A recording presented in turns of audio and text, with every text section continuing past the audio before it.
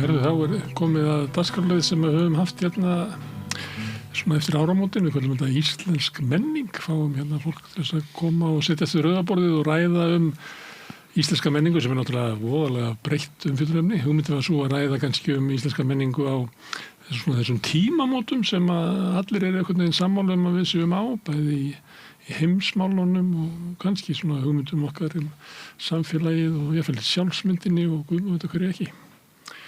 Og við ætlum að halda þessu umræðu áfram, við höfum trúið því að út úr samtalinu komi alltaf eitthvað, það sé gagna því að tala saman. Þetta kannski á tímabili þá sé það ekki alveg augljóst, kannski erum við vilt og rötum ekki en það er víst aukur líkurnar á því við komumst að einhver niðurstöðu að villast svolítið rækilega. Herðu, til að hjálpa okkur á þessari leið eru hingað komin gott fólk. Hérna er Eiríkur Örn Norðdal sem er skáld og rithöfundur. Hvort kallar þig? Ég er bara bæði sko, held ég. Ekki þetta. Og þýðandi og allur fjárinn sko. Ég lærði það daginn að þú þýddir Ginsberg. Já, það annars. Hér er líka Kristín Gunnlaugsdóttir, myndlistakona, eða myndlistamaður, ég held ég spurði alltaf þessu. Já, konur og menn, bara bæði. Ég er með svona félagsfræðilega rannsókn á þessu. Árni Matthíasson sem er blaðamaður og gaggrínandi, ekki? Jú, það var að segja það. Og fleira. Og fleira, á tæknigúrú. Ég læt það nú vera. Þú ert það? Það er bara það er bara tækni er svo óspennandi. Mér finnst bara tækni, sko, ég bara ætla að játa það hér fyrir ykkur að mér er alltaf þótt tækni frekar leiðilegt fyrirbæri. Mér er eins að þótt rosalega skemmtilegt og forréttilegt fólk og tækni, hvernig fólk nýti tækni og hvaða áhrif tækni hefur á fólk. Ertu ekki á kvöldinu að ræða við gervigrindina þína? Nei, ég geri það reyndar ekki en ég hefi alls konar skoðanir á gervigrind sko og flesta slæmar. Já. Herðu, hér líka Auður Jónsdóttir sem er blaðamaður og rithöfundur. Já, gengst við því. Ég gengst við því. Ekki skáld? Nei. Hefur ekki verið að yrkja? Ég bara fyrir mig, en ég er ekki, ég held að það sé líka bara, mér fannst orðið skáldkona svo hræðilegt. Þegar ég var yngri, sko, það bara helst í mér. Það versta sem þetta kalla á eftir ungri konu verið skáldkona þig. Já, það er svolítið þannig. Herðu, ég veit ekki hvað við að byrja, en það er tengt kannski að því að þú ert Árni, að það var Laufey var í bænum og svo mikil tónlist. Já, svona sigurhátíð í Kópavogi eitthvað staðar. Já, stórkostleg sigurhátíð Laufeyjar, getur sagt, og hennar ferill og hennar uppgangur er mjög merkilegur. En það sem ég finnst merkilegast við hann í dag allavega er það að ég var að hlusta á menn í útvarpinu daginn að tala um hana, að hvað er algengt að fólk er að tala hana niður sem listamann en tala hana upp að hún sé svo klár. Það er svona, hún er svo klár og hún hefur nýtt neti svo vel, hún hefur nýtt TikTok svo vel og í staðis að horfa á það hvað hún er raun og veru ofboðslega frumlegur og skapandi og góður listamaður. Mér finnst það svo interessant og þarna blandast alls konar hlutir inn í væntanlega svona smá skvetta af kvenfyrirlitningu eins og gengur og svo hefur þetta gerst svo hratt og okkur sá ég þetta ekki fyrir og hvernig kann þetta gerst áður ég vissi af því, ég hugsa mér ná svona. Mörg okkar svo sem bara heyrðu ekki í henni áður hún sló í gegn. Já, í raun og veru sko, þetta gerist bara mjög hratt. Við erum að tala 3-4 ár og þá erum komin á þennan stað sko. Já, ég man að ég var eitthvað að skoða hvar hún var að spila og hverjir höfðu spilað á þessum stöðum og ég vissi að vera, holy shit, hvað hún er. Þetta er bara rakett á leiðin eitthvað sko. Og maður sá líka myndir af þessum tónleikum, ég var reyndar ekki á tónleikunum sko, en maður sá myndir af þessum tónleikum hennar, hvað þetta var geðveikisleg uppsetning og sviðsbúnaður og allt, alveg ótrúlega, þetta var bara, eins og menn segja, next level á næsta stíi sko. Þannig að, en eins og ég segi, mér finnst það svo forveitilegt að það er svo algengt að tala hana niður þegar hún er bara frábæri listamaður. Ég var eitthvað að lesa tónleikana og leitaði í svona hverju þau farið og hvernig fólk var að segja frá þessu, kannski út af svona forvitni eins og þú ert að tala um. Þú veist hvernig fólk talar um þetta. Og þá rækst ég á það að Víkingur Heiðar hafði verið að spila í Fílarmoníinu í París, í stóra salnum, einn á píanóinu, að ég var smá stund í París. og þá var ekki einleikstónleikar inn í þessu sal, þetta var bara fyrir symfóníuna. En það annar salur sko sem hérna fyrir að spila einn á píanóið. En þá sem var rosalega stjarna hann, það fara bara, þetta salur skýrður eftir Boulez. Og svo voru íslenskir hérna tónskáld í Barbican, núna bara fyrir svona 2 vikum kannski. Já, það svona 2-3 vikur síðan, já. Hún Bára Gísladóttir og spilaði með sellóinu með BBC-nústinni og svo voru spiluverk eftir Daniel Bjarnason og Valgeir Sigurðsson og frumflutt eftir Ólaf Arnalds. Við erum svo frábær.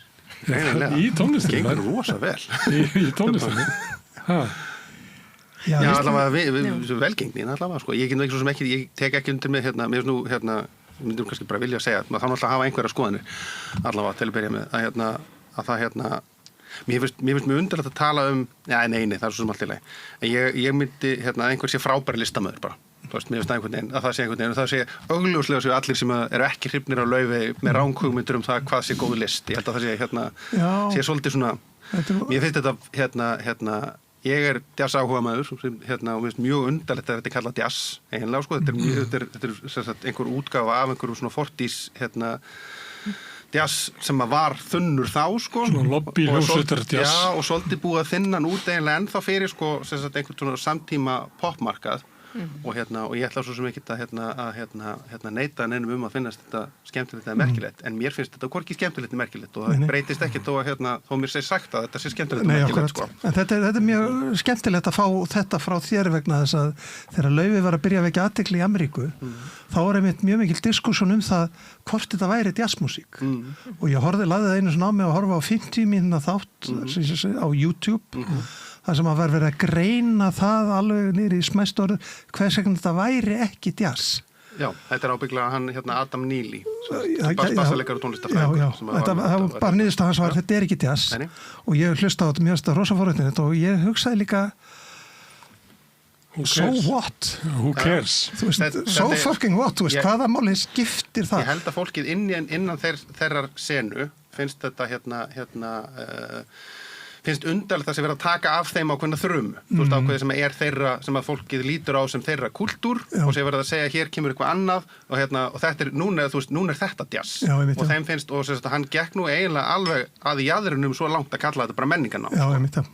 Og það má alveg, mér finnst alveg mega færa ágætt sér rauk fyrir því, sko. En hvað með svona svo Eminem og Elvis Presley sem einhvern veginn óna sér eitthvað? Já, sem að taka rapsinnun algjörlega eða rytmablúsin algjörlega og bara eiga hann sem hvítir tónlistamenn. Já. En ég held að það hef enginn haldið fram að þeir væri ekki sem innan sinnar menningar og Adam Neely er hvítur maður og jazz bassaleikari og hans stóri punktur eða einn af stóru punkturinn sem hann kom með var það bara að jazz er kultúr. Þú kemur inn í hann, þú spilar á klúbbum, þetta er spurningum að kasta fram yrðingu og fá svar og fá þetta er spurningum orðaforða sem þú lærir, sem er bara ákveðnir melódíur, ákveðnir hljómagangar og þetta að lifa. Segir Laufey að þetta sé jazz?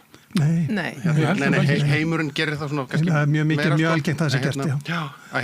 Og þú getur þú gangir ekki bara inn í það samhengi og segir bara nú er ég jazz. Heldur þurfum að setjast þarna niður og vinna vinnuna og vera hluta af menningunni. Þannig að það sem þú ert að segja er að hérna erum við búin að mynda svona ákveðið költ og ef þú ætlar að fá að vera með í þessu költi þá verður þú að tilenga þér orðfæri. Af hverju kallar menningu költ? Ég bara nota költ þarna bara sem merkinni það. Ég meina bara skilur eins og Ég er ekki ég meina lítið og þessi fíla jazz. Ég er kannski meira, ég myndi sjá þetta minna sem Eminem, sem er maður sem er að koma úr þessari senu og er alinn upp í þeirri senu sem hann er að vinna í og meira eins og Vanilla Ice sem að kemur 10 árum undan, veit ekkert hvað hann er að gera, hann kemur inn í það og er orðin topp rappar. Hann er búinn til í raun og verið til þess að jazzheimurinn, hann er horfinn, sko. Hún getur ekki farið til 1940 og gengið inn í jazzheimurinn. Jazzheimurinn er Adam Neely í honum, sko. Þú veist, það er fullt af jazz, en hann er náttúrulega á einhverjum jaðri. Hann er ekki, þegar fólk var að tala Laufey, þá var það að segja, hér er komin loksins einhver sem er að endurvekja, þú veist, jazzinn sem var dauður. Og punkturinn hjá þessu fólki var svo, það er fólk að spila jazz út allt og það er rosalega mikið, bara sérstaklega í Reykjavík er rosalega geggjuð jazzmenning. Og fyrir vaksandi. Já, mjög mikið, já. Endalaust og frábæru músikantum sko. Og bara mjög víða. Enginn þeirra eru súperstjörnur, en það þýðir ekki að menningin sé ekki til. En það í raun og veru... En það beigir enginn sem ætlar á það tónleika og fer í Kópavoginn að hlusta á Laufeyju, er það? Nei, og ég held líka... Ekki frekar en þeir sem að fóru á venjulega hefðu farið á Ice Cube. Skammar eru þið, sko. Þetta mjög skemmtilegt fyrir mér. Mér svo frábært að heyra fólk hamast í því að skilgreina hana. Þegar hún gerir þetta bara svo plain sjálf. Hún rétt komin yfir tvítugt, hún með frábæran tónlistabakgrunn sem gefur henni líka óskorað sjálfströst í að prófa allt og hún gerir það sem henni sýnist. Það COVID og hún bara byrjar og hún situr bara í brúmið heima hjá sér á Íslandi, bara að klára versló og bara setur allt saman og hverjum ekki sama hvað þetta heitir. Þetta svolítið breytt hjá ungu fólki sem betur fer að það tekur nokkra teskeiðar og matskeiðar öllu mögulega og hrærir saman. Þetta hennar smekkur, hún góð í þessu og hún nær rosalega flottum árangri. Ég ekkert að blanda mínum smekkin í það, maður finnur hvað þetta fanta vel gert hjá henni. Ég ekkert endilega að segja að hún sé einhver rosalegur listamaður, ég þarf eitthvað aðeins annað til að geta skilgreint það. En hún fagmanneskja og dæmalaust músíkolsk og veit hvað hún fílar og hún gerir það. Svo koma allir hinni lötrandi á eftir og kallið ditt á þetta og ég get ekki sagt að menningarnám, ég allavega gerðu það sem þið sýnist bara mín skilabóð. En á Íslandi við erum með svo litla menningarsögu. Við erum svo ung að við getum gert þetta frekar auðveldlega en okkur vantar hefðina fyrir því að sjá hvað var maður að segja ástæðu til þess að vera endurtaka hlut sem búið að gera. Mér finnst ég finna fyrir þessu frekar í Mið-Evrópu því ég dvalið þar, bara eins og Mozart byrjar að herma eftir öðru sem vinsælt þá, hrærir saman í pott. Við erum alltaf að gera kröfu á fólk síðan frumskap og koma með eitthvað nýtt sjálft sem frábært. En þetta líka rödd sem á rétt á sér að taka héðan og þaðan úr fortíðinu og blanda saman. Ég held að hún sé svolítið brautryðandi þar. Brautryðandi allavega í þessum árangur hvað hún nær langt. Mér finnst frábært að hún nefnir fordóma því ég hafði pínu fordóma því ég þekki vel til hennar bakgrunns og þekki fagmennskuna þar. Og svo hvern fordómana. Þetta alveg pottþétt element í þessu. Já, músikinn hennar opnar líka bara inn í að fólk verður forvitið að vilja kannski bara vita meira jazz heima eða svona held ég. Ég bara veit ekki sko. Ég eiginlega hissaði sko. Vegna þess að þetta svo rosalega ómþýtt. Hún ekki, jazzin hann svo ómstríður. Hann svo mikið það og það sem var sko, hann byrjar náttúrulega á einhverjum stað sem einhvers konar dægurlega tónlist en hann þróast og það sem við þekkjum sem jazz í dag náttúrulega eitthvað sem búið að vera að gerjast í ríflega 100 ár og orðin að einhverju sem þetta úrkynnast kannski bara farið í allar áttur, blandast öllum mögulegum hlutum sko, bara öllu frá 12 tóna tónlist yfir í, bara hvað sem sko, yfir í rap. En það sem að hún að gera þarna bara, ég mjög hissað að þetta væri eitthvað svona gateway drug inn í einhver jazzheim vegna þess að sá jazzheim en ykkur að halda því fram? Kannski hugsanlega að það myndi þá einhver fara að hlusta á skilur eitthvað svona ég veit alltaf mikið hver að halda þessu fram ég var að hún sér eftir hún hafi einhverja skildu á því að leiða fólkinni í jazz ég bara svona þess að við varum að tala Arnaldi Indriðason með rítund og þegar krimmavæðingin kom og það myndi hann opna skilar bara engu það bara strandalli það þú veist bara fólk verður forvitið það fer í svona meira hefi stöf eða byrjumstæðar já en ég alltaf ekki lítið, ég mani tók einu sinni viðtal fullt af fólki sem þekkti til hennar og það töluðu allir einmitt sem svona, já, virkilega þekkt hana vel músíkhæfileikana svona alveg, þú ekki einn af viðmælendunum jú það og mér finnst allt, sko þetta líka kynslóð sem að bara hlustar á allt bara í gegnum netið þegar við vorum að fá svona eina plötu stúdra hana þau fá bara alla músíksögun og bara hoppa á milli þú veist á playlistunum en hún að blanda saman ég hef ekki upplifað það mjög mikið hún sé einhvern veginn hún sé að taka marga ólíka stíla mér finnst hún bara að vera að taka einn fyrir einhverja tiltekki ég nefndi bara svona lobby hljómsveitarjazz frá 1940-50 ég menna sumt af því sem að Sinatra að syngja jazz jazz pop síns tíma hún ekki Miles Davis eða Herbie Hancock svo kemur bara soft pop slæða yfir skilurðu, það svona En það náttúrulega gerir það bara allt sem fer inn í þessa mulningsvél útgáfu heimsins. Já, þetta ekki líka bara samtíminn? Fyrir henni og hennar kynslóð og yngra þá þetta allt samtíma fólk, þá Miles Davis bara alveg eins og rottvælarhundarnir eða íslefur eða skilur þetta allt til á sama tíma öðruvísi en við sem eldri erum sem sjáum þetta sem einhverja þróun fyrst kemur þetta, svo kemur þetta og þú ert að þroskast með músíkinni. Það sem ég að spyrja kannski meira sögutráðurinn búinn bara. Já, sögutráðurinn búinn. Nú eitt sem að, ég líka blúsákomaður og það var eitt sem svolítið forvitnilegt í samtíma blús sem sem sagt einmitt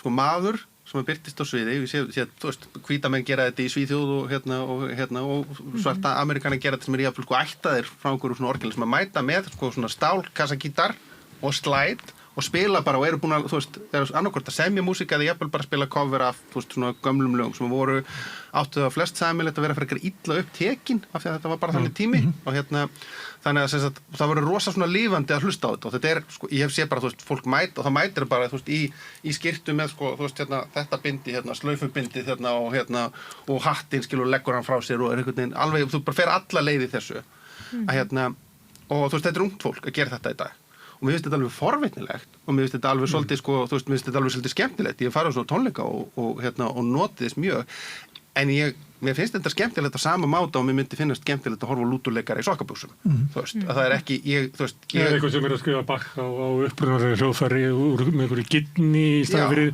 stálstrengi það eitthvað sem er sko þú veist, ég sé sem þú veist, mér gott skemmtiatriði og finnst þetta ekki ekta? Mér finnst þetta ekki vera þú veist, mér finnst þetta ekki vera frumsköpun eins og ég er að leita þeim. Sko ég myndi vilja að væri svona jazzjam staður nýr bæ. Það sem er svona bara... Ég bara sem fólk eru allir með að fara upp á svið, bara svona eins og er út allt og þá bara, þú veist, opnar húsi klukkan 8 og svo bara, þú veist, eitthvað banda þú getur alltaf farið, hver sem getur verið með í jazzbunanum, bara fer upp á svið og grípur hljóðfæri. Það verður eitt að vera, það verður að vera hægt að reykja á sem bar. Það gæti eins og derfi. Jazzbúlu. En þetta næstum því gert sko, í þeim skilningi að það eru þessi kreðsa, þessi jazzkreðsa, það eru allir að spila þvers og kruss. Það einhvern veginn alltaf Einmitt hér heima alveg rosaleg blöndun. Rosaleg blöndun. Sko. Skemmtilega sem ég lenti í svona var jazzbari Kristjáni og við Guðrúni og vinkonum mín vorum eitthvað að hanga og þá voru sko, það voru svona 2 eða 3 barir inn á staðnum og hver barþjónn var með sitt hljóðfæri svo voru þeir bara, þú veist, í svona spuna að kallast á með annan. Lifandi, mjög lifandi. Þessi menning er ekki til á Íslandi, þannig að þetta þeir að hvetja til menningarnáms. Hún er til, já, innan siðleira marka. Menn er að spila svona. Menningarnám frá Danmörku. Já, menningarnám frá Danmörku. Ég held við verðum að tilenga okkur einhvers konar menningarnám. Svo er aftur annan mál kannski krafan á það að vera svolítið meðvitaður það. Hvað maður er að gera. Já. Og maður getur leyft sér það, en að vera svona meðvitund á því. Vegna þess, ég hef þá trú og þá reynslu að ég fór í alveg megamenningarnám á Ítalíu í nokkur ár og gat ekki fengið nóg af áhrifum. Ég bara svolgaraði í mig allt sem ég mögulega gat. Og svo kemur að því að maður spýtist út hinum megin. En þetta er manns bakgrunnur einhvern veginn. Ef maður hefur eitthvað originalitet eða einhverja sköpunar þörf sem er eitthvað dýpra sprottin heldur en endilega að vera alltaf í þekktum stærðum, hver sem hún er, menningarnámi eða skóli eða hvað sem það kemur að því að maður kemur fram með eitthvað persónulegt eða maður segir rödd. Ég nefndi þýðingar Einar Ginsberg sem er endar í nálátt okkur í tíma en kannski byrjaðir þú svoleiðis að yrkja? Ég var bara húsgamaður fyrir Hermeti Ginsberg sko. Kópera aðra þangur til þú fannst þín í rödd? Algjörlega og ég er ekki á móti því. Ég er ekki á móti því að fólk tækja áhrif og minnst þú veist menningar námi menningu líka sko. Það er bara algjörlega. En svo er sem sagt einmitt þetta sem sagt hvað er það sem að hvenar ertu hættur að kópera meistarana og hvenar ertu byrjar að gera eitthvað sem er stærra. Og og síðust og svo náttúrulega er þetta líka hvað er þetta kópera og það er kannski það sem að þú veist, eitt með Laufu er að hún er að kópera músík sem að mér fannst bara alltaf sérstaklega merkileg til að byrja með það sko. Það þannig að það er kannski þess ég saknaði þess bara þú veist hún mætti bara hlusta aðeins meira á Miles Davis sko. En hún tekur svona, hvað er að segja? Eða bara Björk, skilur við bara eitthvað. Húnsfólksástir og hjartabrót þessarar kynnslóðar sem ég veit ekki hvað heitir. Nei, það er líka skemmt. Og fellir það inn í þessa músík og ég meina kannski það bara nú. Það er bara fínt. Já, en hún er líka sko textarnir er mjög interessant að hlusta á textanina sko. Oft er þetta bara svona ástarvísur eins og þú segir og vera að syngja brostin hjört og svona. En svo er líka mikill húmor í þeim. Og hún er að syngja, mér líður svo illa en hún gerir leika að gera grína sjálfur sér fyrir því að líða svo illa eða... Það tekur Ragga Kjartans. Já, það tekur Ragga Kjartans á þetta. Guðkomi líður illa. Já, Guðkomi líður illa. Og það finnst mér að vera mjög skemmtilegt líka, sko. Þetta er Scandinavian Pain. Já. En svo er náttúrulega líka áhugavert, sko, ég man ekki hver það var einhver sem ég sá, ég var að horfa á þarna, þetta er einu svona klippum sem að koma stundum upp á Facebookinni hjá mér, þetta er hvað heitir þetta? Subway Takes, það er að taka svona viðtöl í neðanarlestin í New York held ég að sé, og hvort það var What's your take?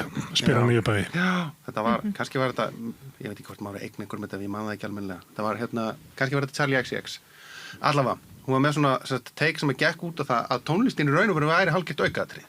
Að þetta væri spurning einhvern svona heildarpakka, að listin væri einhver svona, þú veist, frá útlitinu yfir í hegðuninni, yfir hvað þú segir, yfir í þú veist, bara orðspori sem fer af þér, þú veist, bara allt saman, einhvern veginn, og svo væri músíkin bara eitthvað svona nánast eins og placeholder fyrir, sko, þú veist, einhvern svona gjörning sem þú ert að reyna, þú veist, og væntanlega hefur þá verið að meina, ef við getum horta, heimfærum það bara yfir á Laufi, að þá er hún náttúrulega sannarlega menningar fyrirbæri og sannarlega að gefa, þú veist, mörgu fólki margt og kannski að kjarna eitthvað samtíman og þú veist, og svo framvegis. En svo er það kannski bara annað heldur en það hvort að músíkin sem slík standi ein og sér. Ef maður hefði ekkert af hinnu, maður hefði ekkert af dansinu, maður hefði ekki, þú veist, af lukkinu og ekkert að væri bara hljómplata sem þú settir á fóninn, hvort þú myndir ég er náttúrulega ekki viss þú myndir reagera. Wagner vissi þetta. Þú verður að hafa allt rastlið. Já.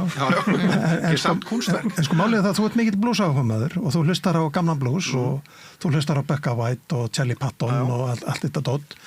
En það sem þú ert að hlusta og upplifa er allur pakkin, sko. Það er ekki bara músíkin heldur, það er líka brakið í upptökunni. Þetta voru lélega upptöktæki. Og sagan í kringum það. Sagan í kringum það og hvað liðu ömulegu lífi og voru fátækir og kúaðir og allt það. Þannig að það er alltaf þessi pakki. Þetta sem sagt, sko, hvað sem það getur veitt, sem sagt, veitt í, það er svona næring. Ég myndi horfa á þannig, það væri svona næring fyrir það. En ef að upptakan stendur ekki fyrir sínu. Já, líka, já. Ég get alveg sögt með Vanilla Ice og aftur rosa gaman að lesa hann hefur ábyggilega verið fantastísk saga einhver svona upp og niður og nýttur og og gert grína á honum og sumar af þessum upptökum, sérstaklega til dæmis Tommy Johnson, það eru bara svo slæmar það er ekki hægt að hlusta á þér, en samt hlustar á þér. Og svo getur maður fengið einhver eftirhermu til þess að gera þetta. Ég heiti Kára Ílsson í gær og ég sagði við hann að því hann er eitthvað starf út í Berkeley að læra jazz. Ég sagði Kári verður ekki bara að fara í heroínu til að ná þessu almenna. Þannig það fylgir allt. Tók hann ekki bara vel í það? Nei, hann tók ekki vel. Hann er hérna... Það voru flestir sko sem fóru bara í það og fóru til læknis og var það að gefa kókain til þess að koma svo heroínu. Já, þessi næðisur.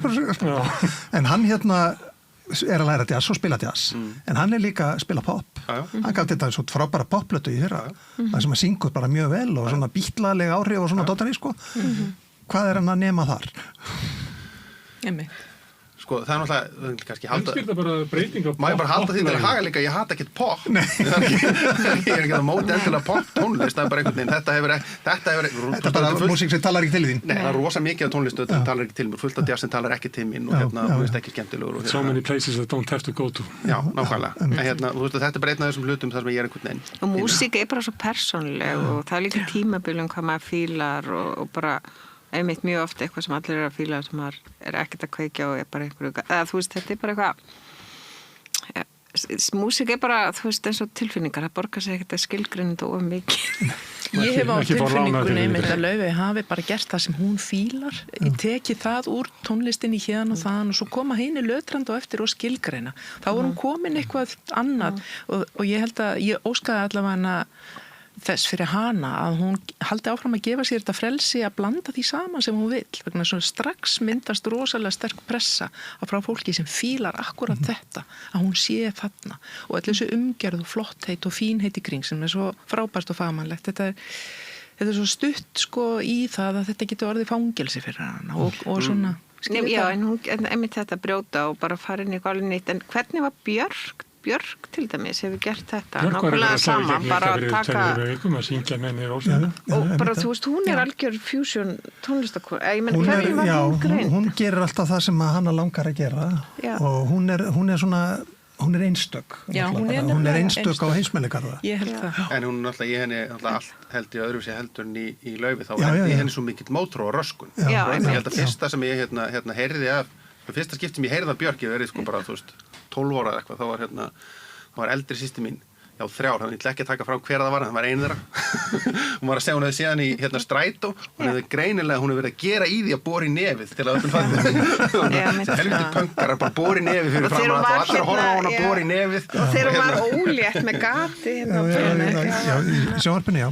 En sko... Þetta er ákveðið svona, þú veist, þetta er svona ákveðið viðþóra sem ég held að fleiti henni svolítið mikið áfram sem skapandi listamenni að geta alltaf brotið mótið. Björk býr samt svolítið á þátti að búa til þetta svið bara leiktu þér einhvern veginn. Já, left sér að gera það sem hann langar. Hvernig var hún skilgreind framan af, eða þú veist, hvernig var fólki Fólk bara hristi hausinn, pöngið, þetta unga fólk. Hún var náttúrulega í þessu rockbandi, rockaða popbandi, Sigmálunum og vinsæl þar, allavega nærlendis og svo fer hún sína eigin leið og yfirgefur þann hóp og fer að gera sína eigin hluti og það er bara hennar saga, sko. Hún er alltaf að leita, fyrir mér allavega er hún alltaf að leita einhverju nýju sem að ögrar henni og sem að fær hana til þess að investara í það, sko. Ég sem að ögrar henni sjálfri. Já, ögrar henni sjálfri, sko. Eitthvað sem að gera eitthvað sem að hún hefur ekki gert áður og jafnvel getur ekki gert, en gerir það samt. Þetta var góðu tími, þarna var til svona gáfumannapopp og... Já, gáfumannapopp, víst ekki á það. Það var svona svæði þar sem þú gast verið svolítið, svolítið svona tegja þig út úr poppinu. Já, en þetta er líka svolítið, sko, þetta er líka svo mikið þroska efni, þegar á vissum aldri þá þarftu einhverju svona halda, þú þarft einhverju listamenn sem að tala bara til þín. Þú þarft að lesa einhver ljóð sem að þú einn skilur almennilega. Eða upplifa einhverja myndlist sem að þú sérðir einhverja málverk og svo strá eini sem skilur þetta málverk eins og á að skilja það. Og þetta er svolítið svona sem að nota til þess að byggja upp sjálfan sig, eða ekki? Til að byggja upp sitt sjálf. En er skortur, þá er ég að meina á þessu leveli sem að Björk og Laufey er skortur á listamönnum sem eru eins og Björk í þess að þeir brjóti Já, ég myndi segja það, já. Það er farið svolítið. Hún er alveg í rauninni sér á bát. Já, hún er alveg sér á bátinn, sko. En maður hugsa samt, sko, þú veist, það er þarna 9. áratugurinn, þá er samt líka, þú veist, fólk eins og David Byrne og þú veist, það eru alls konar, þú veist, gáfumannapoppið. Gáfumannapoppið, það dó, sko, bara aldamótin, sko. Fólk sé einhvern veginn svona einhverju tilraunamenn, sko. Björk slapp í gegn þar, hún myndi kannski ekki sleppa í gegn í dag. En sko, málið það við mögum ekki gleyma því að það er alveg jafnmikið, það er meira gefið út af góðri tónlist í dag en fyrir 30 árum. Já, en hún flýtur ekki upp. Já, sko, af því að allt annað hefur breyst, sko, markaðurinn hefur breyst og kynningin á þessu hefur breyst og svo. Það koma út hérna á hverju ári hér heima, það koma yfir 500 plötur út af alls konar músík og mikið þessari er rosalega spennandi, tilraunakend og ögrandi músík, en fólk almennt veit ekki að því. Og svo er það líka það að þegar við erum ung, þá erum við að kafi þessu, svo tekur lífið við og við setjum svolítið fast þar sem við vorum þá. Ertu þú ekki alltaf í dómnefnd músíktilraunum? Jú, ég er að fara núna á föstudaginn og þetta verða 40. tilraun þar sem ég er í dómnefnd. Gaman. Mjög gaman, sko. Þá veist þú allavega hvað er að gerast. Já, ég fylgist með bara. En þetta er bara vinna að fylgjast með, vegna þess að ég var einu sinni hérna að kenna á námskeiði í Danmörku og þá var hérna svona pallborðsumræða og þá kom eitt blaðamaður þar, voru 2 blaðamenn danski sem voru að skrifa tónlist og mér er svo interessant að annar sagði, þetta er semst upphafi netsins í raun og veru og annar sagði, veistu þetta var svo æðislegt hérna áður fyrir það bara kom ég vinnun á mánudögum og það var svona kassi með plötum og þetta var það sem ég var að fara að fjalla þessa viku. En í daga þá þarf ég að fara að leita og ég hugsa bara, vá, þetta er besti tími sem ég hef lifað í músík. Þú veist, maður hefur aðgang á öllu allstað og það sama er í dag. Það er algjör byltingi þessu og ekki bara með músík heldur líka með bókmenntir og hljóð. En er ekki, sko, ég upplifi stundum, nú reyni ég mikið að fylgjast með því, bara alls konar heimum, en ég upplifi stundum bara ofgnóttin sé að það sem sé að gerast, sko, sé líka þú veist, ég gríp sjálfa mig við eitthvað sem ég myndi bara kalla, þú veist, bara neysluhyggju í raun og veru. Að ég er bara, þú veist, rið í mig, jólabókaflóðinu og svo rið í mig sem er að gerast, þú veist, einhvern veginn, fær bókarvelunni og svo rið í mig einhverjum, þú veist, endurlesa einhverja klassikera og svo rið í mig einhverjum jazzplötum sem voru að koma út og svo sem sagt, svo líður árið og ég er einhvern veginn, hvað kom aftur út, hvað var aftur í jólabókaflóðinu? Hver var að gefa? Ég fyrst þetta þess að tilfinninga að sé svo mikið að vera einhvern veginn ekkert, eða þú veist, maður, einhvern veginn. Já, ég var bara til í mjög lítinn kassa með fáum hljómlutum sem verður bara skammturinn minn í ár og ég er rosa vel á hann. Lífa í baðstofu og hafa ekkert að lesa nema fjártalið. Já, bara það væri bara geggjað. Ég lesa það alveg bara í kjölinn, myndi enginn skilja það, myndi tala beint til mín og hérna. Svo gerist eitthvað í lífi fólks eða kringumstæðum ef fólk veikist eða lendir í einhverjum áföllum eitthvað, þá hægir á öllu og maður bara hefur ekki fókus í eða orku eða getu til að taka utan svona stórt og bara þrengir fókusinn einhvern veginn og situr þá einhvern veginn uppi með kannski eina bók eða það hægir og öllu og það fer maður eitt ljóð og maður fer ítala og hægt í það og hugsa vá hvað maður missir af miklu þegar maður er að flýta sér svona og reyna að ná yfir allt og maður verður þakklátur að geta hægt á sér þrátt fyrir allt. Þú veist að lífi stýrir manni svona stundum svolítið til og frá. Mér finnst til dæmis, ég kveiki á Instagram á mótnana sitjandi enn upp í rúmi bara með morgunkaffi á Bakka Royal, sitja í 2 tíma og tjekka á Instagrami. Ég er bara með myndlistamenn þar og það er stórkostlegt. Ég sé heilu sýningarnar, ég kynnist fullt af listafólki sem er ekki í Evrópu, konum, Afríku, þetta er út allt þvílíkur lúksus. Svo verður maður að kunna slökkva, auðvitað, og halda áfram, en þetta hefur haft gríðarlega áhrif á mig með það sem ég er að gera og mér finnst það eitthvað bara svo geggjað. Sitja bara upp í rúmi í Roki í Reykjavík einhvern veginn og horfa á þetta allt, aftur og aftur, nýtt. Stórkostlegu gluggi sem við höfum.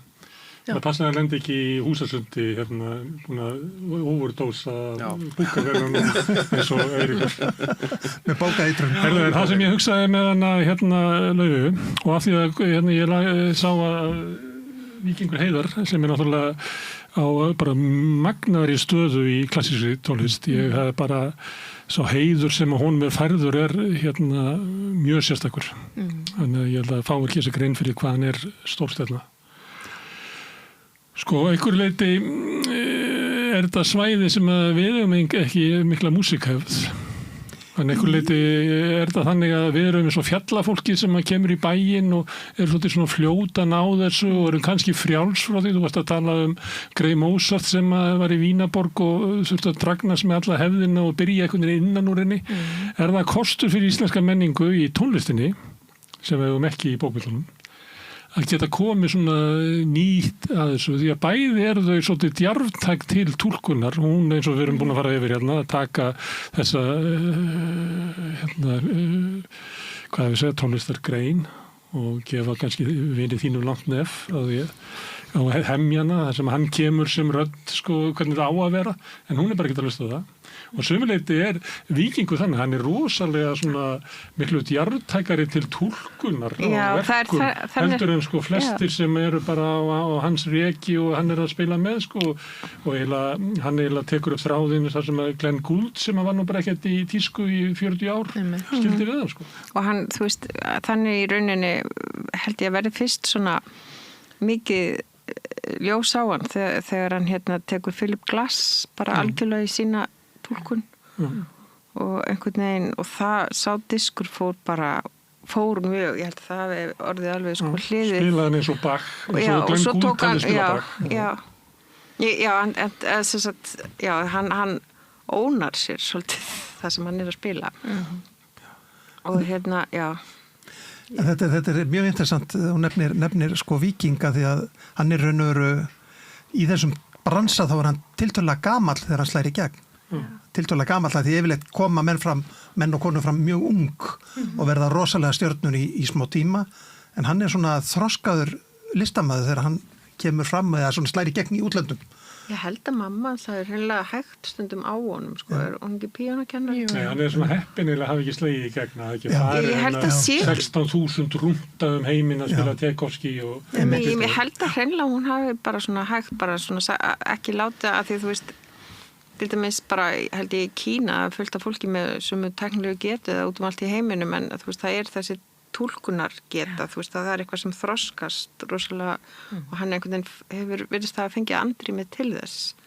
Hefur líka getuna og það er eitthvað sem er svolítið óskilgreinilegt, hvar snillin pota sér niður, svo er umhverfið rétt, þú veist, heilbrigt og skapandi og styður rosalega við og byrja að æfa sig svona snemma, en það er alltaf þessi einhver heppni og þetta óútskýranlega sem næra blómgast þarna og skemmtilegt mér svo eins og þú varst að segja Gunnar, hann er frá Íslandi og það er bara það er nóg pláss fyrir okkur einhvern veginn, það er ennþá það mikið pláss í landinu fyrir nýtt og eitthvað það kemur eitthvað sjálfstrust og kraftur með því að það megi gera þetta einhvern veginn. Ég held sko fyrir að mamman sé þú veist, píanókennari eða þú veist, hún hafi vitað rosalega vel hvað hún var að gera eða svona, þú veist, bara tíminn sem hann svona það er ekki bara einhvern veginn verið að pískan hann hefði líklega vilja slá í gegn fyrr og fara hennar rús hann stóða ekki alveg til ból. Nei, og hann lærði hjá henni og þess vegna var hann til dæmis með þessa kammer hátíði sínar Jónsmessu. Og að kenna og fræða fólk, hann gefur sér tíma til þess. Tónlistarmaður sem þroskast á sama tíma og þroskast sem píanóleikari. Já, hún finnst alveg, sko, það er ótrúlega gaman að sjá hann halda þessa fyrirlestra tónlist því að þar er hann að tala af alveg svipaðri ástríð og hefur verið mjög örlátur á svona að bara deila og fær, hann er flinkur í því. Mjög flinkur. Rosa flinkur að tjá sig og tala músík. Og gerur þetta þó að það hafi ekki verið vinsalt inn í hópnum ábyggilega einhver sem að skrifa greinu það að hverju píanóleikarinn alltaf að tala við áhorfendur á milli verka. Mér er svo skemmtilegt að því þú myndist aðeins á Erlu.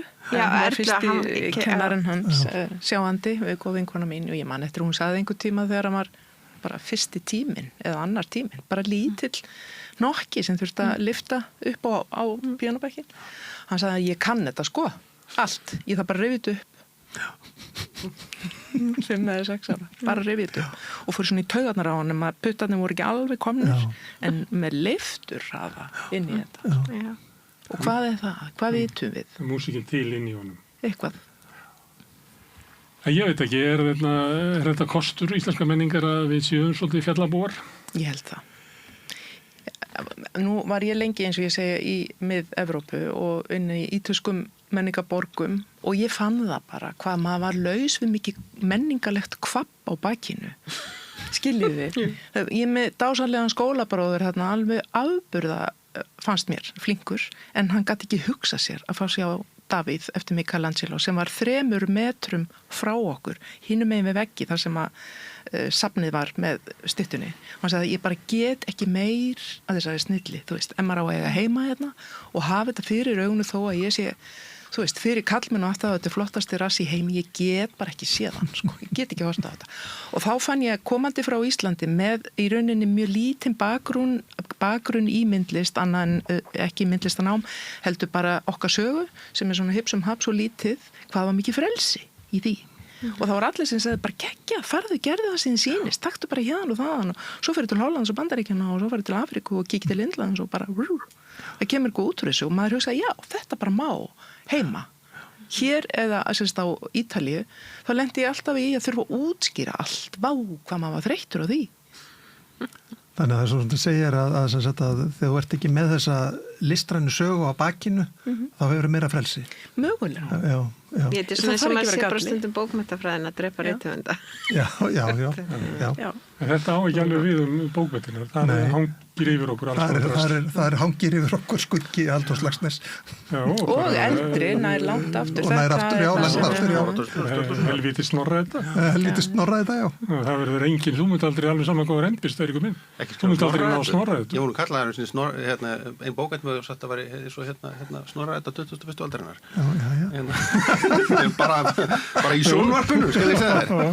Í Kiljunni. Það var í einhverjum í kastljósinu eða eitthvað. Það var reynda sko, ég tók þetta náttúrulega og setti þetta einhver staðar og þetta var en þetta var þetta var ekki, eins og maður segir, þetta var ekki dæmandi einhvern heldur lýsandi, þannig að það var svolítið óheiðalegt að mér að taka þetta. Ég skrifaði framúrstefnubók sem sem heitir Þjóðnaður Fönix í öskubakkanum mínum og hvert einasta ljóð í raun og veru fylgir nýrri aðferð, alveg í næstu 200 blaðsjur.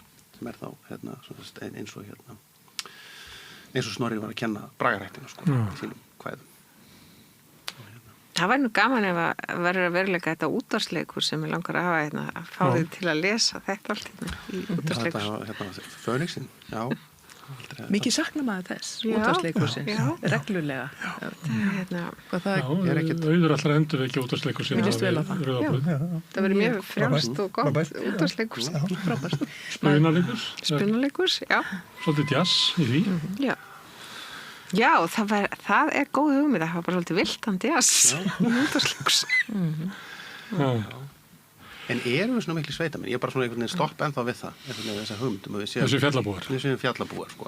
Við erum auðvitað erum við, einhvers staðar út í hafinu og eitthvað, en við erum samt, erum við tengd heiminum og allt annan máta heldur en við vorum einhvern tíma. Ég hugsa stundum, sko, ég er 17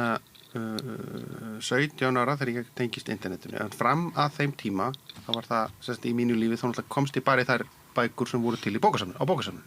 Það voru, voru allir literatúrun, meira og minna allt saman, nema einhver ætti það til að lána mér það, sko. Og þannig var allt á íslensku, þannig að það styrðist líka því hvað var það á Ísafirði safn Hagalíns sem þú varst að lesa það?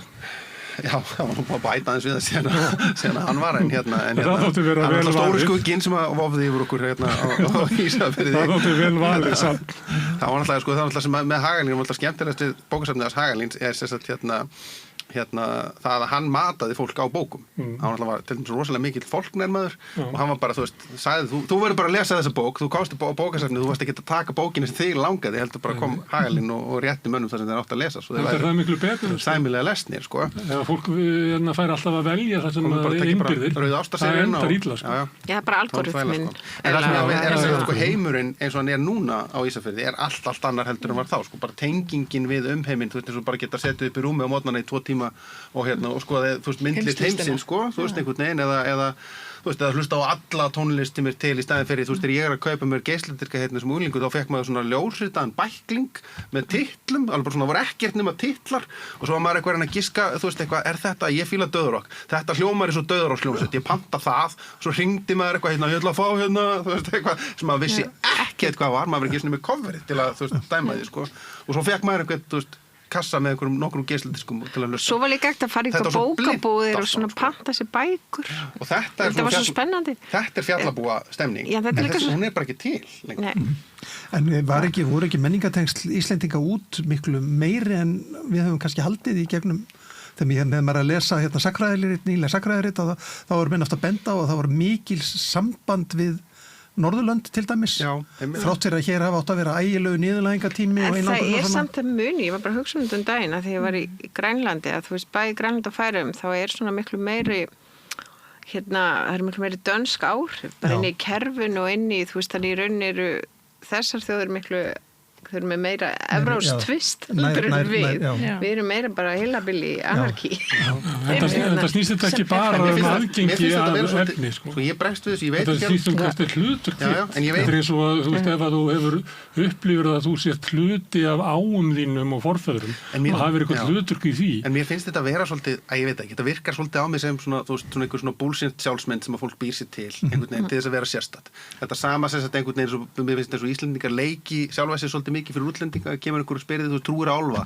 Já, þetta trúi ég á álfa. Hefur séð draug? Já, hefur séð fullt af draugum.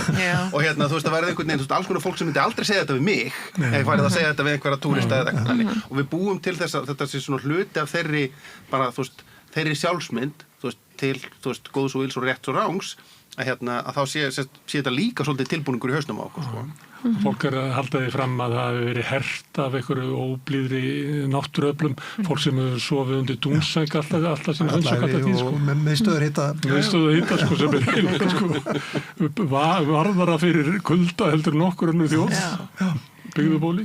Til dæmis tengsl mín sem listamanns við náttúruna er í rauninni eitthvað sem ég kannski þorði bara ekki að viðurkenna opinberlega fyrir en ég var bara orðin fullorðin, að ég hleð mig sannarlega ekki í náttúrunni og leita ekki í íslenska náttúru til þess að líða betur og hvíla mig. Mér finnst það bara vera rosalega vinna íslensk náttúra. Mér finnst hún bara vera volk langmestu leyti og ég skil fullkomlega, ég sé bara fólk í kringum mig hvaða marga eflist á þessum tengslum, ég er ekki þannig, ég fíla mig best í skíturi stórborg, ég er bara svoleiðis, en... Þú ert eins og Selma Rösti, ég fór með honum í ferðaleg, var að taka viðtal við hann, honum fannst þetta alveg hræðilegt að vera svona út í náttúrunni. Bara lúin, og ég var svona strax sem barn og mér var dröslað upp í fjall og ég þrammaði upp fjöll. Og mér varst það ágæð, ég var rosalega fein að komast niður aftur og heim, en þetta er samt mótandi að vera fæddur á Íslandi og búa við þessa náttúru samt og þetta pláss og þennan vind og svona þessi skilyrði. Mér finnst ég finna að þið hljótu öll að þekka það þegar maður fer í önnur skilyrði, hvað þetta er ríkur hlut að manni sjálfum þó maður sé ekki endilega að fíla þetta. Skiljiði. Já, hvað er mikið léttir að koma á stað það sem alltaf er gott veður. Já, eða þá að maður finnur býtu hvað ég núna að gera, nú er bara stansus gott veður eins gott að nota það, því að þau fatt ekki hvað þau hafa það gott og ég hefði kannski einhvern bara vissan tíma.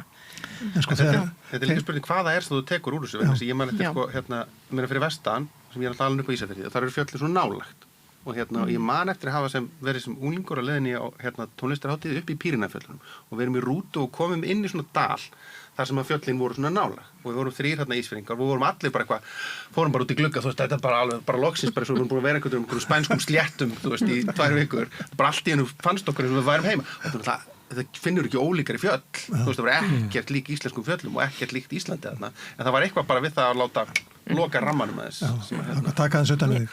Handinn rataði heim. Já.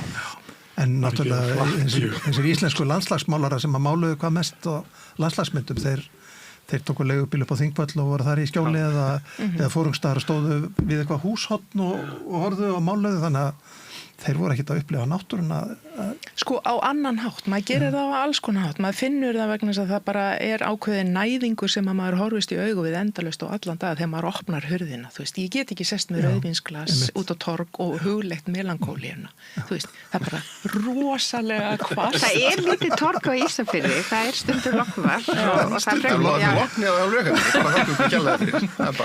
þú veist, maður fær bara þetta afl á sig og bara séttur hvað þetta er töff og ég bara, ok, þetta er það sem ég hef, ég nota það og mér finnst líka fallegt sem þú nefnir tengsli með forfeðrana vegna þess að þetta er svolítið hverfandi að ungt fólk eða bara fólk yfir höfuð sé í tengslum við hvaðan það kemur. Já, það er svo mjög rofin. Já, og þetta er svolítið, getur verið erfitt og sárt, sko, að týna sér svolítið í þessu, en ok, við getum alltaf fundið leiðina tilbaka við viljuna, en það er gott að vera meðvitaður um það. Fólk verður að leita leiðinni tilbaka þegar það sér fram á sín eigin endalok. Það fá allir rosalega náhuga ættfræði þegar þeir eru svona 60 eða 70. Kannski. Já, þá fara að hugsa um fortíðina, þá bara of seint. Já, eða þá að maður fer að hafa áhuga á öllum líkamlegum krankleikum og svona sem er alveg pótt merkjum það að maður er komin á seinni helmingi og allt það og svo umgangast vini sína á annan hátt, sko, þegar maður er bara komin á annan aldur, en En þetta með Íslandi og náttúruna, því við nefndum Björk hérna á þann, hún náttúrulega spilaði mikið inn á þetta álfadæmi og bjó eiginlega til sjálfsmynd Íslendinga í viðtölum erlendis, held ég. Sigurós gekk eiginlega inn í þetta, hún gerði mynd sem að var eiginlega svona óður til Ísland sem ég veit ekki hvort það var til. Þessi bylgja komaleg, já, bíómyndum líka. Ég hef ekki tengt þessar íslensku náttúru. Þegar ég horfi á Fjallabak, þá græti ég bara yfir illaförnu landi sem að, við kunnum ekki að fara með land, sko. Og svo að horfa á þetta sem ósnortið. Þetta er eiginlega, við erum að berja landi niður í að brotna niður í að verða eyðimörk. Og eigum að dasta því. Og eigum svo að dasta því. En ég fer ekki alveg mannamun, sko, með náttúru hvar hún er. Mér finnst alveg gaman í einhverju náttúruspáni eða Íslandi eða þess vegna Danmörk. Mér skemmtir þegar maður sé svolítið eitthvað manngert í henni eða spór mannsins. Það er kannski munurinn að það er miklu meiri í Evrópa að sé manngert náttúra, að sé ekki þessi bara óheflaða náttúra kannski. Og maður getur orðið leiður eins og ég bjó í 4 ár í Berlín og maður fær einhver svona skrýtna klaustrofóbíu við þetta. Þú veist það, í rauninni flutti ég til Berlínar að því ég vildi meiri náttúru fyrir son minn, að því það er svo mikið opnum svæðum þar og það er svo auðvelt að ná í svona þessa náttúru tilfinningu, en hún er alltaf einhvern veginn manngerð, það er alltaf einhvern veginn búið að hanna þó hann virðist vilt að búið að hanna þetta allt. Og það er, ég var þetta það var að tala bara í morgun, að því ég er að fara til Króatíu á ljóðahátíð og það var og sem sagt fyrir nokkrum árum eða fyrir alveg 15-16 ára með verið þá var ég á ljóðahátíð í Slóveníu og fór þegar ég var að fara af hátíðinni þá fór ég fór ég frá Zagreb þannig ég tók leigubíl og það sem svo merkilegt við landamærin og situr svo í mér þau eru náttúrulega flöt, það ekki fjallleikar og allavega ekki það sem maður keyrir yfir en náttúran snar breytist það bara allt annað, bara svo þú keyrir yfir beinalínu og það bara allt önnum tré, lítur allt öðruvísi út Króatíu megin heldur en það Slóveníu megin og þetta svo skrítið sem maður vanur í ok, þessi á eða eitthvað sem maður svona einhvern veginn býr til þessa svona að þess vegna sem útskýrir þá mismunin en það sem við, mikið af þessum sem við köllum auðvitað líka til gróðurpólitík auðvitað bara búið að vera ólík gróðurpólitík í þessum löndum sem við gerum það að verkum að öðrum megin eru svona tré og svona vex allt og hinum megin er eitthvað allt annað og það en báðum stöðum þá lítur þetta út eins og þetta sé bara einhver skógur En tilfélags, ég fekk líka með að fara bara Tékkland, Slóvakía að náttúran varð alltaf svona stærri fjöll það varð alltaf svona smá meira og meira brjálega við að fara lengra Já, en þetta var ekki smá saman þetta var bara, það var bara strik í sandinn og bara allt annað hinum með Þannig að þetta var manngerð náttúra Já, alveg eins og náttúrulega segja alla náttúru á Íslandi hún manngerð vegna þess að hérna kom fólk og hjónuður öll tré og eitt í landinu og bjóð til þessa eyðimörk sem við dáumst það í dag því hún er svo ósnortin Já, þetta manngerð náttúra Já, þetta er alveg nýtt teika bæði Laufey og náttúrum með þessu þetta var Berlín hafa sagt, ég menn ekki hver að það sem sagði að borgin getur að sýnisotna náttúrunni eða sveitinni en sveiti getur ekki að sýnisotna náttúrunni það er bara vegasjoppan hún nærði ekki það er ekki eins og bara sé komin í borg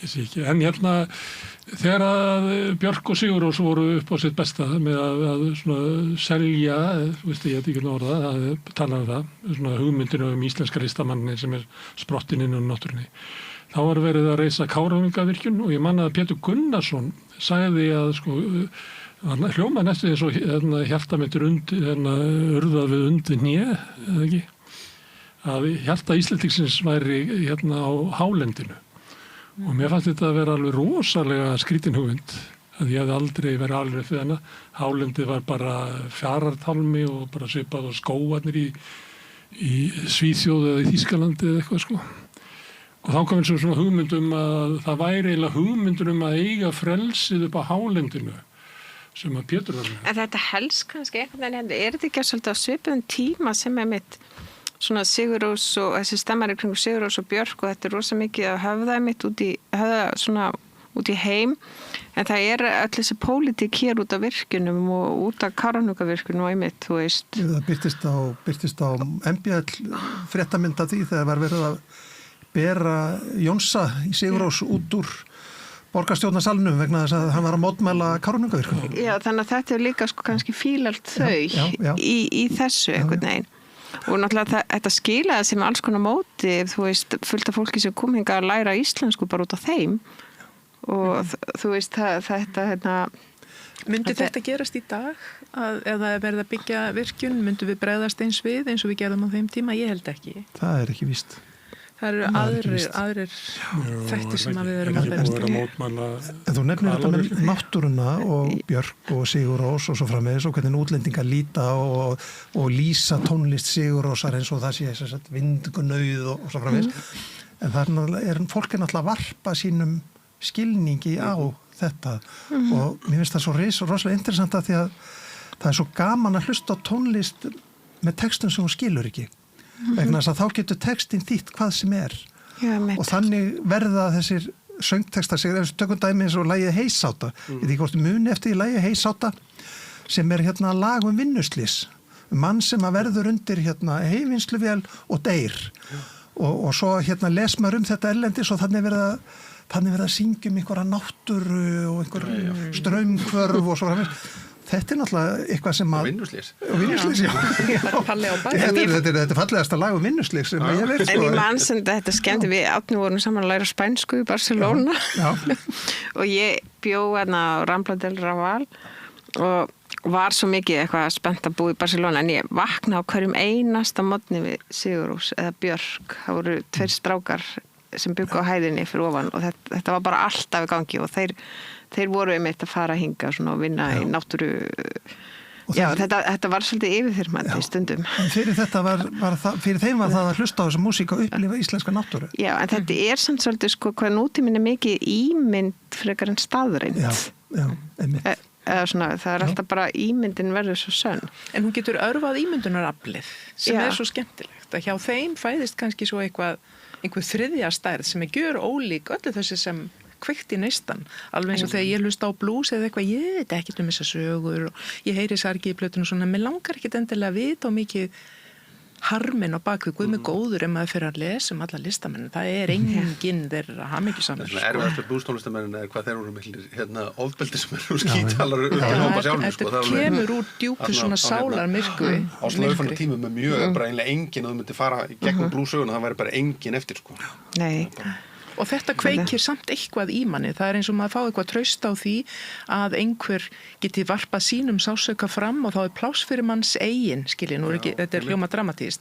Þetta svona, þetta kveikir hugmyndir. En svo samt svolítið skrítin vitt í þessu, af því að ef við töksum með, ok, þú veist, hérna Björk og Sigurður og öll þessi sena, verður til þess að koma fullt af fólki til Íslands flest og lært tungumál eða eitthvað.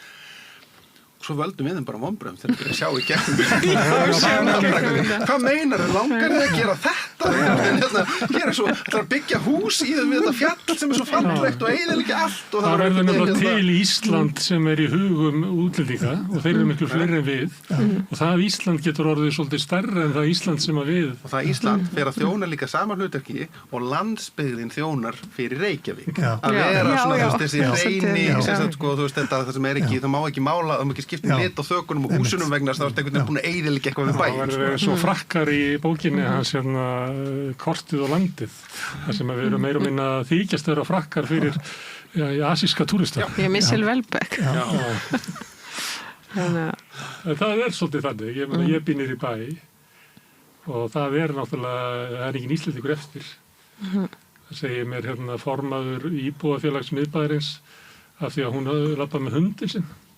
Hún þarf að segja 14 manns til vegar bara með því að þeir vita náttúrulega að það ekki túristi með hund. Það ráðist ef það finnst sérst Íslendingur, þá ráðast túristandir á að þess að spurja hvað bóklötu stíkur.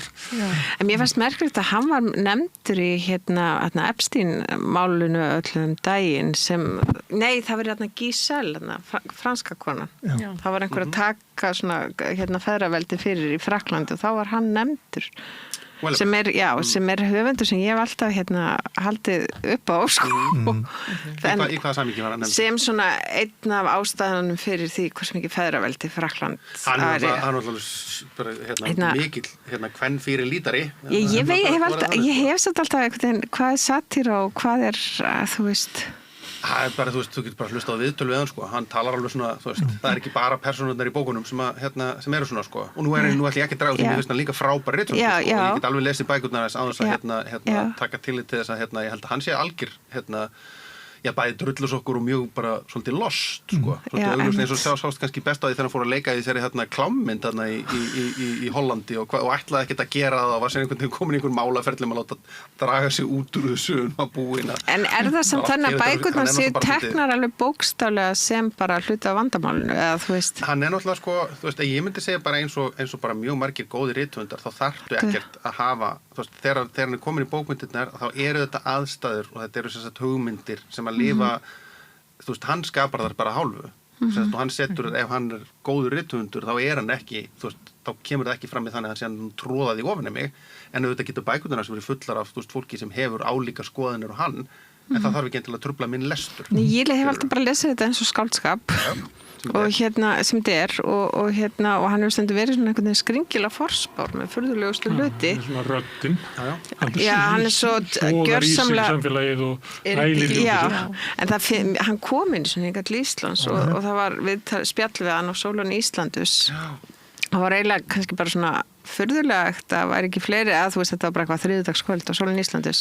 Fullt af fólki, ég var þarna. Já, ok, en þú veist, ég hef alveg haldið að það yrði í Laugardalshöll. Það var ekki. þetta var eitthvað illa auglýst eða eitthvað. Ég man eftir að... Á hvaða tíma var þetta? Þetta er eftir 2012. Ég man að Hallgrímur Helgason var að lesa ljóða þýðingarnar sem hann fannst rosa skrítið því að Hallgrímur var svona eiginlega að koma út sem rosa mikill feministi sko. Og svo var þess að Friðrik að tala við Wellenbeck á sviðinu og þeir einhvern veginn og Hallgrímur svolítið eins og illa gerur hlutur held ég og hann fannst þetta ekkert alveg mjög þægilegt sko. Og þetta var og svo fór ég með Hallgrím á bar og hann var að ég man að þá gekk allt og vel hjá mig, ég var að gefa út ílsku og við vorum að tala það var 2012.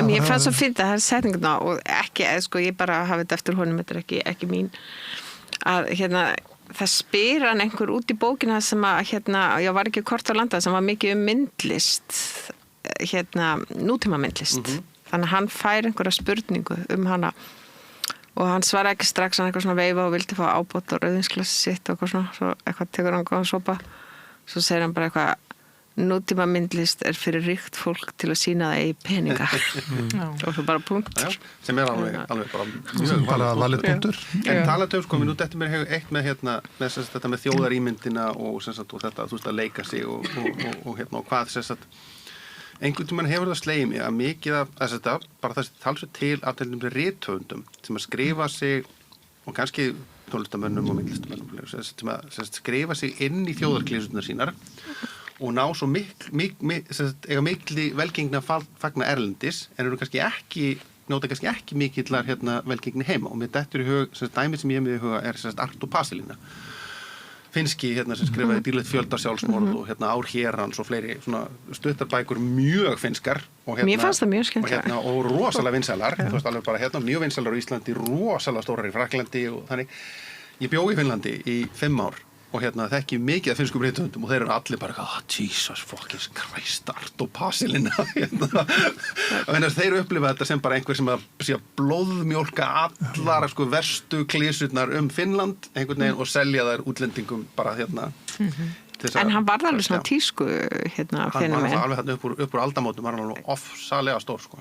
Já En svo kannski líka bara, eins og maður bara lifa sitt skeið, svo eru þeir orðnir eða þú veist. Ég held að hann nú sennilega, ég held að hann nú bara freka gamall þá, sko, ég veit ekki svona hvort hann á lífi ennþá, sko. Þetta er rosa interessant, ákveður ekki, hvaða íslensku rithöfundur að gera þetta? Ég get náttúrulega ekki sagt það í beinni útsendingu. Nei, ok.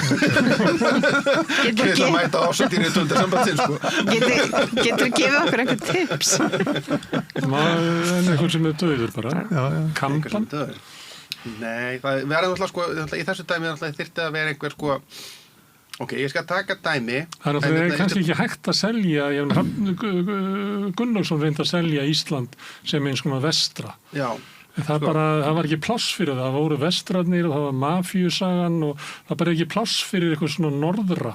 Já. Því miður, það virkaði þetta ekki hjá honum. Nei, það, sko, dæmi sem ég langar að taka, ég ætla þá bara að taka fram kannski, fyrst að þetta er nefnilega bók sem að mér finnst mjög góð, sem er millibókin í þríleiknum Jóns Kalmans, landbóstina ganga yfir fjallið, hún er eiginlega ekkert nema það og mér finnst eiginlega alveg svona sumulítur hjá Jóni Kalmar sem fara í mig, væmni og svona sem getur verið, en mér finnst eiginlega bestur þegar hann svona bara leggst alveg ofan í hana og það verður ekkert nema bara þetta bara flæði af einhverjum texta og hann leifir sér bara, það er engin helvíti sögutráður eitthvað sko, en þarna er líka einhver rosaleg svona Íslands klísja sem ég held að sé, þú veist, mjög auðveld í útflutningi sko. En ég er ekkert endilega við sem ég myndi kaupa þessi þjóðfélagslýsingu, sko, ekki einu svona á landpóstunum, sko, þá veist mér, Halldór Laxness betri, sko, í því, sko. Fyrir svona gæti verið Eiríkur Örn Norðdal, segir Jón Kalman selja útlendingum dauða klísur Íslands. Þá farðu alla smellina sem þú vilt, sko. En svo já, ég veit ekki, það ábyggilega betri dæmi, sko. Þú ert að reyna að rata út úr mýrinni. Rata út úr mýrinni. Fyrirgæðir, sko. Ég er búin að fara, sko, allar, sko, ársáttíðin verður erfið, sko. Ég er náttúrulega búin að hæla Jóni líka og mér finnst þetta í alvörunni alveg, þú veist, ég var svolítið lengi að fara inn í þetta allt saman af því að mér fannst bara titlarnir á bókunum, bara, þú veist, eitthvað hjartamannsins og ég var bara eitthvað, Jesús Kristur, hvernig getum við gert þetta? Og bara, þú veist, bara fekk alveg frumbyggja skáld í Norður-Ameríku. Já, fekk bara strax eitthvað svona á verndarsvæðinu. En svo ákvaði ég einhverjum tímpúti, þetta gerist náttúrulega fyrir vestan og ég ákvað bara, ok, ég verði að lesa þessar blessuðu bækur, látum að hafa þetta. Og ég las það og sérstaklega miðjubókin fannst mér bara, þú veist, alveg stórkostlega sko. Við erum Ok, góð, fyrir ekki einhverjum.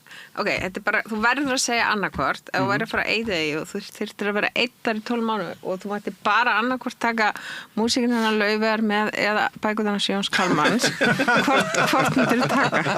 Ég held að ég fengi meira út úr bókunum hans Jón sko, ég myndi taka mig með bækur augljóslega ef ég þyrfti að taka bækur að tónlist en Nei, og svo það nú, sko, ég hef ekki þetta, þú veist, hef ekki þetta antipat á Jóni sem að, Steinar Bragi til dæmis hefur verið mjög, vinur mín hefur verið mjög vókalum, sko.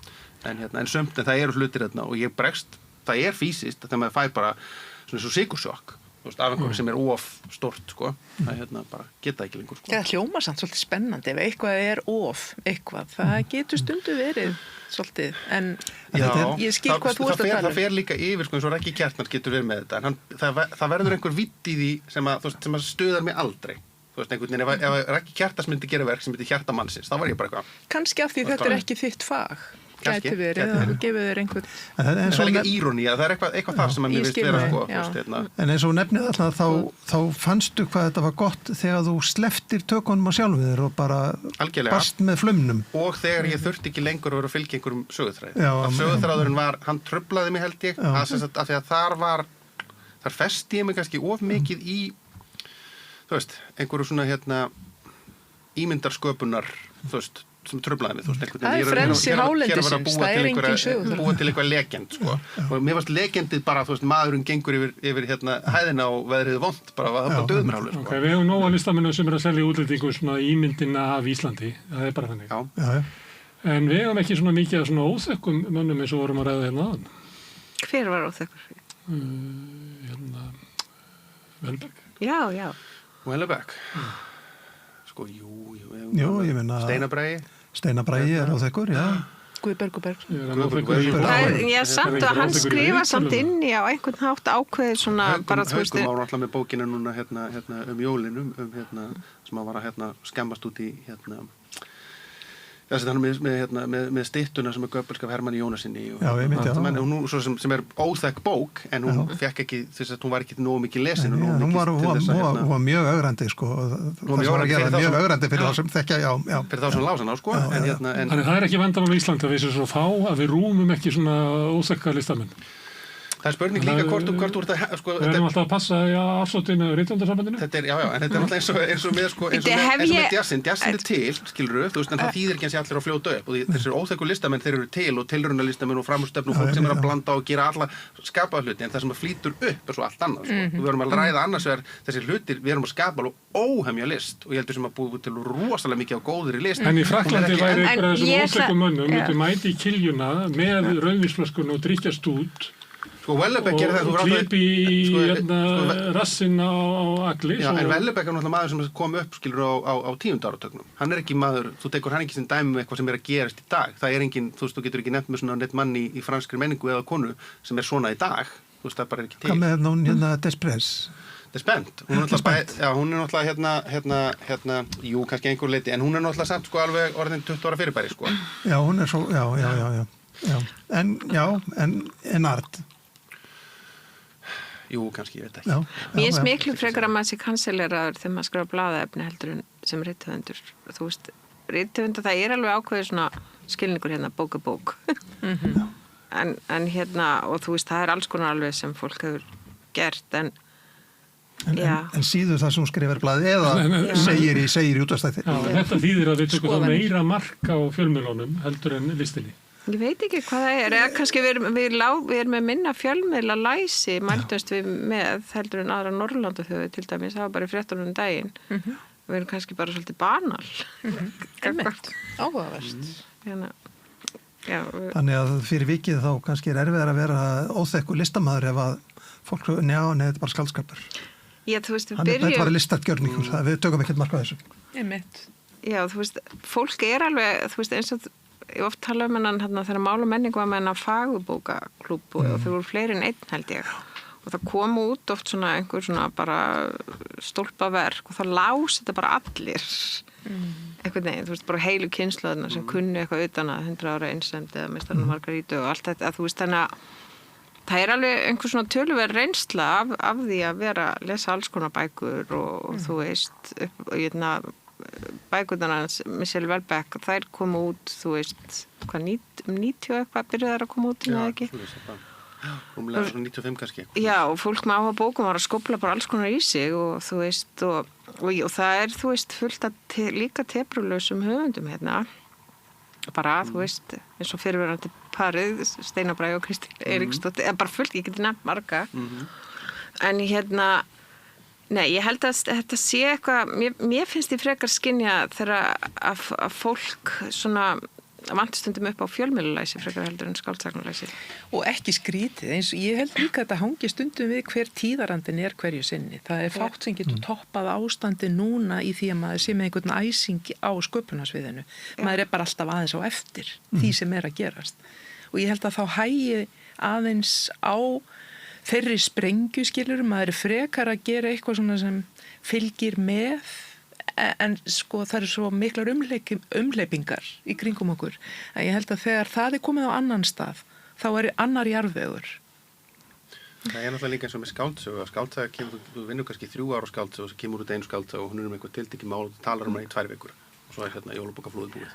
Ef þú vinni í fjölmiðlum þá ertu náttúrulega kannski birta grein, þú veist, í einhverju tilvikum nánast einhverjum einasta degi og þú veist, það kannski, þú veist, vikulega 2 vikna fresti og þetta náttúrulega ekki nýtt mitt eftir hug strax bara málsvörn mannúsmóringi sem fjallar náttúrulega bara mann sem búin að vera í erjum út af fjölmiðlaskrifum sínum þannig að það ekki ég myndi með það. Þú haldi áfram að skrifa við málið í fjölmiðlum. Það erfiðar í skáldsögu, slóti 9 kafla. Já, einmitt. Eða þú veist, í einhverju tilvikum náttúrulega fólk bara rifja upp sama mál til að halda því heitu einhvern veginn og þú veist, og þá náttúrulega ertu alltaf í, þú veist, kannski hefur við endurtaka líka framhaldssöguna, komið bara einn og einn kafli. Já, þetta að vera mjög óþekk framhaldssöguna. En mér þetta ég hefur eitt skemmtilegt dæmi úr frá... Ólafur Gunnarsson skrifaði fyrir að, man ekki eitthvað að blaða ég var með þá, skrifaði mjög skemmtilega framhaldssögu. Það var sænst ljóðskáld sem akkurat í augnablikinu stóluð með hvað hún heitir. Hún sem gaf út, er orðið mikil tísk að gefa út svona dagbækur í Skandinavíu og eftir að Lars Norén gaf út frægar bækur Svipaleit og Knáskort var að koma fram með sitt sem svona líka þessi autofiction og allt saman en á síðustu árum þá verið að koma út alls konar dagbækur og þessi kona gaf út fyrir 4-5 ára síðan gaf út fyrsta bindi af dagbókum sem eru skrifað þú veist á árunum 2 ára undan eða eitthvað svo fær hún dóm frá þegar þessi kona ljóðskáldið er svona surrealisti á 55 svoleiðis álíka ára gömul og það kemur ung kona 30 sem skrifar bókadóm þessa bók mjög neikvæðan og segir hún sé bara sjálfhverf og bara sjá engan tilgang í því hvernig þetta sé að koma fyrir auðfólk, þetta bara komi engum við eitthvað, hvað hún kaupi marga mjólkupotta þegar hún fyrir út í búð og eitthvað leiðindi og svo svo líða 2 ár og það kemur annað bindið af dagbókunum og þá bara fullt þar bara hún alltaf að tala um tussuna þá það einn sem skrifaði dóminn og þá var alveg á góðu tímabili núna í síðasta haust að það var það sem stóra fitt debatten stóra tussudeilan tók yfir sænskan menningar þar sem allir voru þú veist og þá var aftur þetta skilur þú veist einhver þú veist þessi minnstur þeir sem að þú veist, það voru eldri konundar sem voru komnar einhverju svona punk sem voru bara einhvern veginn, þú veist, þetta má og svo unga konan sem að skamma eldri konuna af því að konur með ekki eldast og svo var svona endalaust af einhverju svona identitetsspurningu sem voru að grafna inn í þetta og hvort það mætti yfir höfu skrifa svona fólk og og eitthvað, en þetta er náttúrulega þú veist, þannig að það getur alveg ég held að það hafi verið mikill stormur fyrir báðar þessar konur það var náttúrulega komið upp svona mál hér þar sem að verið að skrifa nýlátið eða jafnvel ekki látið fólk skáldverk sem hafa vakið mikið umtal og leiðind og læti sko. Jú, það lítur alltaf að koma inn og það eru það er ekki svo mikið svona gerist þetta konan við 1000 gráður það hefur nú reiknað með að það myndi lifa bara lengur því það var mjög interessant deila mikið að lítið alltaf líka spurning búblunum sem þú ert í sko. Ég veit ekki betur það við liður svona kannski hálft á síðan að Helga Kress byrti bara langa ritgerð konuna við 1000 gráður þetta sem hún er búin að vera vinna ég var segðu á fyrirlestri sem hún hélt sko fyrir alveg, þú veist, 7 árum eða eitthvað sko. Þetta minnst þetta interessant mál. Það er ekkert klárt að kannski þetta sko samtal sem að mun aldrei klárast. Því það eru bara ólík sjónarmið í þessu. En sko það er það sem gerir oft þú veist, líka bara svo mikið gildi í rökræðinu og samtalinu og raurildinu og öllu því að þú veist, þar erum við með bara, getum við verið að takast á við bara svolítið flóknar spurningar. Það er svo mikið dýrmæti því og það kannski einmitt sem vantar svolítið. Við séum bara stundum að leyfa þessu, vera svolítið ósvífin í þessu. Það er eitt sem ég byrja að halda að sé svona enginn á íslenski menningu. Að það er að við erum alltaf að flýta okkur að verða sammála eitthvað til þess að geta hægt að tala til að því við hittumst í krónunni eftir hálftíma. Það er svona, þú sé bara panik í öllri umræðu að við komumst er Laufey góð eða ekki. Það er bara við verðum að komast að þessu saman. Þetta svíjar tala þetta nákvæmlega saman. Það er sko konsepti sem þeir nota og bara kemur mjög oft upp konsensus samhællet. Þeir þurfa að vera þetta konsensus samfélag. Já, við þurfum ekki að vera sammála og ég held að það sé bara svona undirstaða svolítið í bara svona sálfræðipælingum að þú veist, sjálfstæðri hugsun. Þú er alltaf hlæð og fólk sé pyrra út í þig, skilur við. En þar komum við inn á áfalla umræðina. Það er alltaf kosið, kannski er þetta eitthvað viðbragð við áfalla umræðinu sem ég finnst vera bara endalaust, skilur. Það er alltaf verið að tala um áföll og mismunandi erfiðleika sem fólk eru auðvitað að vinna úr í fjölmiðlum og þarf og svona, þá kemur þetta viðbragð, við viljum ekki búa til ný áföll í umræðinni og hamast á einhverju að því við erum fljóta að fara í mannin og svona, við komumst ekki að niðurstöðu og það kemur bara fát. En þetta þröngt sjónarmið, við þurfum ákveðna ósvífnu, við þurfum að vera svolítið áræðin og við hefum ekkert, líka bara þóra að hafa ekkert alltaf rétt fyrir okkur. Við þurfum óþekka listamenn. Við þurfum slagsmála ásátt í Ríkisútvarpsins. Hver er þessi ásátt í Ríkisútvarpsins? Ég bjó hana til. Ég kemst náttúrulega, ég heitir þetta aldrei neitt. Ertu til í að skrifa líka nóvölu sem er bara ásátt í Ríkisútvarpsins? Auður, þetta verður náttúrulega upphafsleikritið í útvarpsleikritið. Það heita Ásátt í Ríkisútvarpsins. Mjög skemmtilega. Stefna alltaf bara þetta bara að hafa raunveruleika stefna bara saman hérna nokkrum góðum fjandvinum. Herðu, það er gaman að fá okkur. Og ég er svona bjartsýnn á íslenska menningu. Það er margt í gangi, en við erum ágætt í menningunni, svona með við margt annað. Það er ýmislegt sem við erum ekki góð í. Sjálfsíðalían, við erum ekki góð þar. Það mætti bæta henni við í það að rífast og skammast og vera ekki sammála og svona. Ef við getum það með ákveðinni sjálfsíraníu þar sem við hangum ekki í því að vera sár og taka því persónulega, það væri óskandi. Það er nú víða sem að það er eiginlega reglan að þú mátt eiginlega segja hvað sem er ef að þú hæðist svona aðeins að sjálfu þér. Að þá ertu búin að fá eiginlega fullkomið málfrelsi til þess að gera hvað sem er. Já, þetta er líka við sjálfsæfisögulega skáldskap. Þetta hérna. En sko þegar mamma... Það er ekki bara blott alla hina. Það er bara að segja hvað allir hini gerir partí. En sko maður má vera mistækur í menningu. Það er það líka. Og það er kannski leikleiðin er í því að vera mistækur. Og svona, bara listamenn mega vera mistækir og við mega vera mistækir. Og þú veist ég held að það sé líka bara þetta að vera ekki að taka allt of hátilega allt. Einhvern veginn. Eða þú veist, svo er ég mjög hátilega að segja þetta. En svo má brjóta þetta líka. Ég datt aðeins út og var svona datt ég eitt í að gera að vera að skrifa svona mannlýsingar eins og var gert í Grænlanda sem voru oft þannig að menn voru að taka fjalla hinn og þennan og hæða svolítið af hann. Já, eins og svarta. Það er líklega, myndi það ekki meiga í dag lengur. Af því maður er það að hæðast að sjálfur sér fyrst. Það er svona vand með farið, sko. Mér finnst mjög gott eftir mörg like á einhver verk sem maður hefur gerst að ákveðið setja eitthvað sem gefur svona hámark 5 og það er allt svona nánustu vinni, þá veit maður að allt er í lagi, það gefur ákveðið frelsi líka að falla úr tísku, ég hef alveg upplifað það og já, þess vegna þurfum að geta ærslast. Það er líka eitt sem að okkur skortir er náttúrulega þetta að vera með fleiri póla. Það er allt í Reykjavík og það hittast allir í Reykjavík, það er allt samræðan hérna. Það sem getur gerst sko, þú veist, í aðeins stærri löndum, eins og hérna, svo ert með, þú veist, Stokkólm, Malmö, Gautaborg og eitthvað. Þá getur fólkið í Malmö verið að skrifa svolítið kvikindislega mannlýsingar fólkið í Stokkólmi og fólkið í Stokkólmi verið að skrifa kvikindislega mannlýsingar fólkið í Gautaborg og það getur orðið svona, þú veist, pínur þannig og þá verður átök og dýnamík, sko. Ég verið að benda þér á Ísfirðingur hér að þú getur ekki gagnrýnt okkur Reykvíkinga fyrir þetta. Við erum Stokkólmur.